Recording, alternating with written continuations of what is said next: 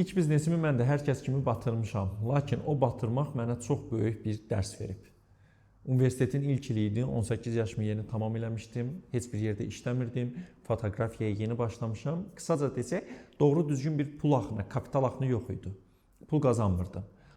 Amma mən nəyinsə axtarışındayım, nəsə qrup yaratmaq istəyirəm. Hər zaman demişəm, girişimcilik ruhu insanın daxilində olur. Ya var, ya yoxdur. Yəni bu anadan gəlmə olan bir şeydir, sonradan yaranan bir şey deyil.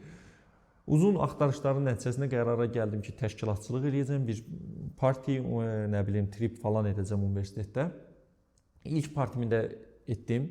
Universitetdə yer danışdım, kirayə elədim, sonra DJ, müğənni, Çingiz Mustafayevi danışmışdım o vaxt. Amma bunları edən zaman nə sponsor var idi, nə özümün arxada bir pulum var idi, müəyyən bir xırda bir məbləğ var idi, bitdi getdi. Uzun sözün qısası o partidə batdım. Qəşəng bir borca düşdüm. İndiki dövrə görə böyük bir məbləğ deyildi, amma o dövrdə işləmədiyim üçün mənim üçün böyük bir məbləğ idi. İlk borca düşdüyümdə o vaxt olub. Amma o borca düşmək mənə 3 şey öyrətdi. Birincisi, komanda hər şeydən önəmlidir. Komandanın dəyərini o vaxt öyrənmişəm.